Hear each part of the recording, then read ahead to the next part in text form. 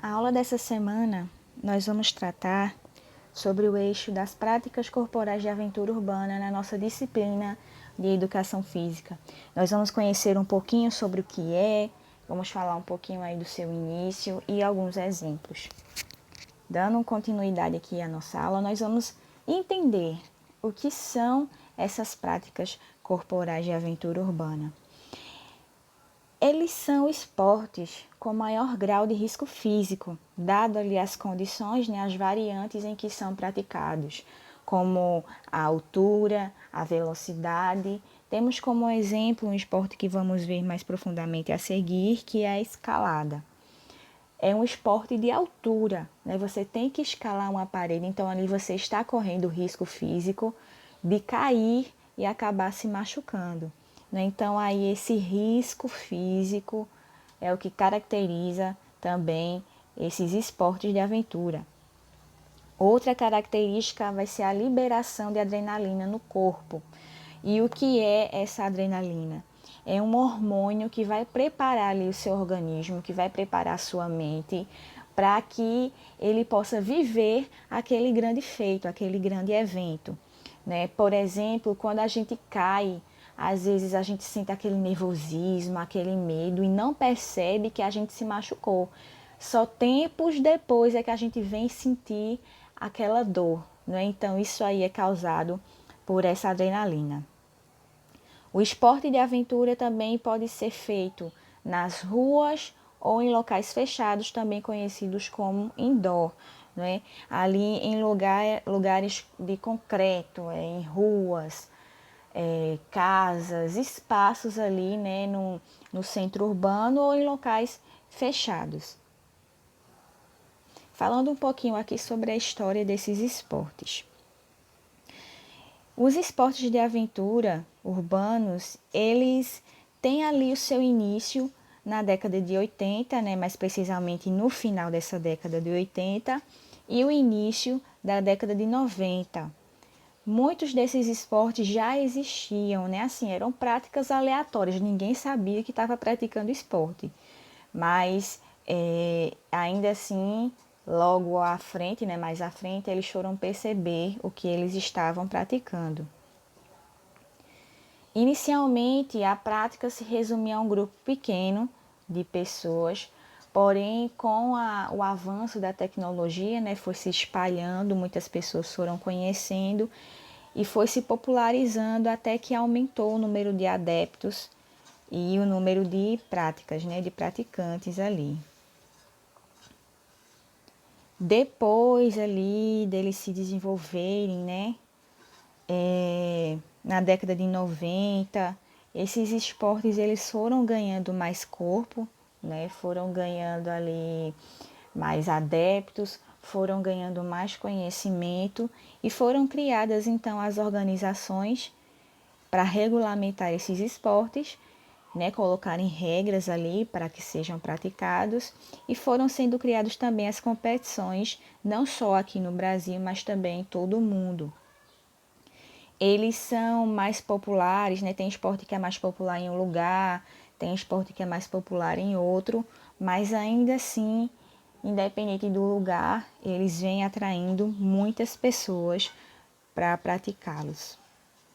Daí vamos ver alguns exemplos, começando com o skate. E o que é esse esporte? Ele consiste em deslizar sobre o solo e obstáculos, equilibrando-se numa prancha, que é justamente o skate. A gente vê aqui uma espécie de prancha, umas rodas, 4 rodinhas aqui, eles vão fazendo manobras nesses obstáculos. Aqui a gente vê uma espécie de piscina, digamos assim, E eles vão deslizando, fazendo manobras. Tem também outras pistas de skate, onde eles colocam obstáculos ali para saltar, para deslizar, enfim, Ele se iniciou, na verdade, com a ideia dos surfistas, quando eles não tinham onda, A gente conhece o surf, que é uma prancha enorme, onde eles vão praticar manobras ali nas águas, no mar, nas ondas. Porém, haviam dias em que não tinham ondas, então para que eles não deixassem de praticar, eles construíram uma prancha menor, né, para que pudessem ali fazer as suas manobras. Então aí se dá a história do skate, certo? Nós temos um skatista que ele é brasileiro, né, mas tem a nacionalidade americana, ele nasceu aqui no Brasil, no Rio de Janeiro, que é o Bob Silva, que ele tem na casa dele uma rampa enorme onde ele pratica ali as suas manobras de skate. Qualquer coisa é só pesquisar no YouTube que você vai achar. Outro exemplo muito conhecido é o Le Parcours, certo? Ele foi desenvolvido inicialmente na França em meados do final da década de 80. A modalidade ela tem diversas influências de prática corporal, né, que como exemplo dessa influência, nós temos o método natural de ginástica de George Herbert, certo? Ele usava ali habilidades e capacidades corporais para superar obstáculos e desafios, tanto em ambientes urbanos quanto naturais. Então, o criador David Bailey, eu acho que se pronuncia assim o nome dele, ele pegou essas práticas, essas capacidades corporais que o método natural de Ebert utilizava e colocou aí na prática do Le Parcours, certo? Então, o Le Parcours nada mais é do que você usar o seu corpo para vencer os obstáculos, né? Hoje esse esporte, os praticantes, eles saltam de um prédio para outro, eles saltam de escadas, de corrimão, né? Enfim, qualquer obstáculo que tiver, eles estão saltando ali, fazendo as suas manobras radicais, certo? É perigoso, mas com adaptações ele é possível de ser realizado no nosso ambiente. Outro exemplo é o iSoft, né? É um jogo desportivo onde os jogadores participam de simulações de operações policiais, né, militares ali, mas é de mera recreação, certo? Eles fazem isso para se divertir, levam a sério, lógico, mas as armas não são de verdade, né? Aí na foto você pode ver que as armas ela tem a ponta dela é laranja, certo? Não são armas de verdade. São armas de pressão que vão atirar projéteis plásticos não letais, certo? Não mata. Eles usam ali as táticas militares para que se possa realizar os seus jogos.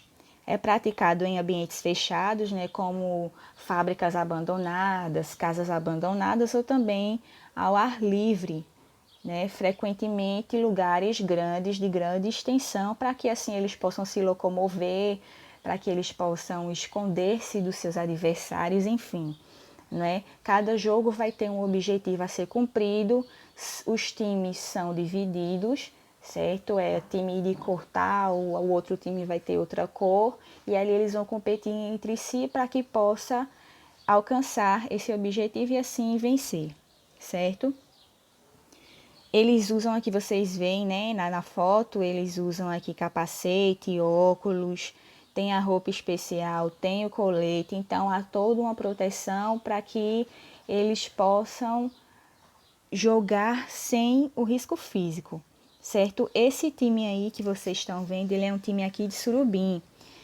Meu inglês é um pouquinho ruim, mas o nome desse time é Special Airsoft Surubim, né, mais conhecido como os SAS. Eles são aqui de Surubim, realizam competições entre si ou então realizam competições com grupos de airsoft das cidades aqui vizinhas. Atualmente eles têm por volta de 20 operadores, é assim que eles se chamam, e já praticam esse esporte há 4 anos, né, por volta de 4 anos. Outro esporte aqui, né, para finalizar, é o esporte chamado escalada indoor, justamente porque é feito em ambiente fechado, aí como você pode ver. É um esporte onde tem paredes cheias de suportes coloridos, em diferentes alturas e inclinações, né? Nós podemos ver que tem paredes retas, paredes mais curvadas, E esse esporte está se tornando cada vez mais popular, né? A gente facilmente pode encontrar locais com paredes como essa, para que se possa praticar esse esporte. Ele tem a possibilidade de ser praticado em diversos ambientes, né, como eu já disse, e é ideal para quem tem um estilo mais aventureiro, né? Lógico que aí também há os equipamentos adequados, né, para que se possa escalar. E ele ajuda, né, como benefício, esse esporte ajuda a trabalhar toda a estrutura do corpo, toda a estrutura muscular. Ele vai trabalhar o braço, vai trabalhar a perna, vai trabalhar o seu abdômen. E além disso, vai auxiliar a desenvolver a coordenação motora, o equilíbrio e a concentração. Certo? Então, esses são os esportes mais comuns, mais fáceis de serem encontrados aqui na nossa localidade, em cidades vizinhas. E sempre lembrando que todo e qualquer esporte de aventura deve ser praticado com o auxílio de um profissional e com os equipamentos adequados. Não se pode praticar sozinho, por vontade própria, porque você vai ter, já o esporte em si já tem um risco físico. E se você praticar sem os devidos equipamentos e orientações, o risco vai ser ainda maior. Aqui, como já foi dito, né, que tem que ser realizado com a ajuda de um profissional e com os equipamentos. E como exercício, você vai pesquisar na internet quais os benefícios que o esporte de aventura, seja ele qual for, pode proporcionar ao indivíduo que o pratica.